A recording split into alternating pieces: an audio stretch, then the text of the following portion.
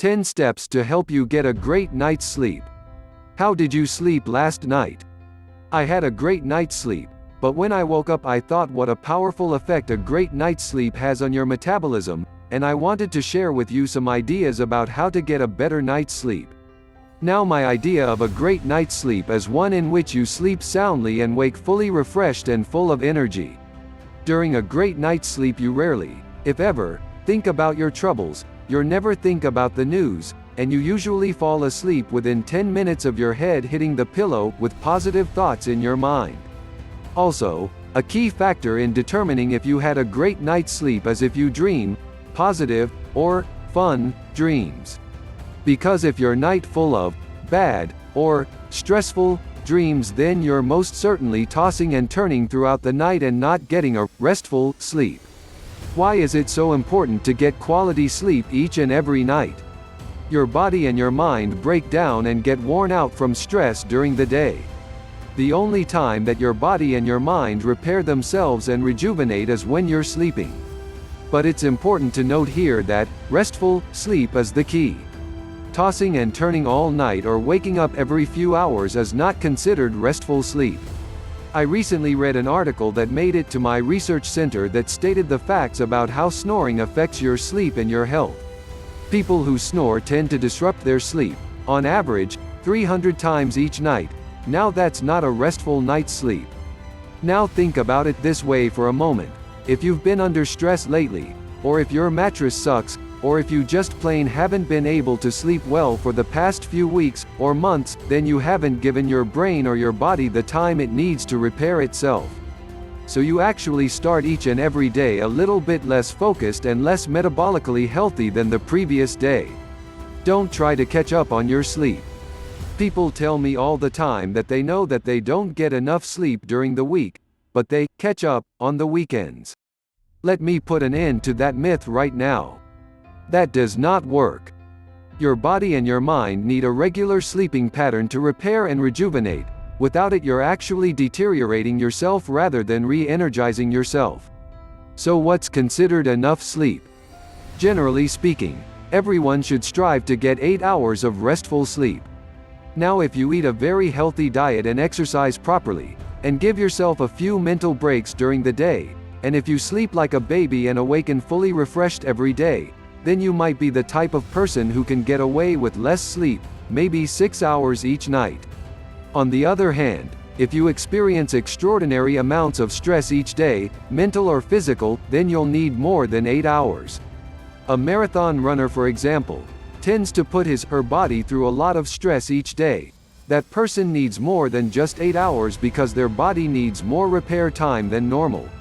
The same holds true for the person going through massive mental stress as well. So what can you do to help facilitate a better night's sleep for yourself and those around you? 10 steps to help you get a great night's sleep. 1. Make a list of what you need to do the next day. Write it all down and keep that paper and pen near your bedside in case you think of anything else you need to do. When you write things down, you're giving your brain the signal that it no longer needs to think about those tasks. 2. Don't watch television or listen to the radio, especially the news, before retiring for the night, and certainly do not fall asleep with the TV or radio on. 3. Read some inspirational or self-growth material for at least 30 minutes prior to bed. Your goal is to fill your mind with inspirational thoughts before falling asleep so that the last thoughts you have before drifting off are uplifting thoughts, as opposed to the stressful thoughts that most people fall asleep thinking about. 4. Make sure the room that you're sleeping in is as dark a room as possible. The body is made to sleep when it's dark out. The darker the room, the more potential for a deep sleep. 5. Make the room as silent as possible. Turn off all electric devices and ask others in the house to be as quiet as they can be. 6. Don't eat for at least 3 hours before going to bed. When there's undigested food in the stomach, your body is forced to focus on digesting that food rather than being focused on repairing your body and mind, which is what sleep is all about. The body was designed to digest food best while moving, not while laying down. 7.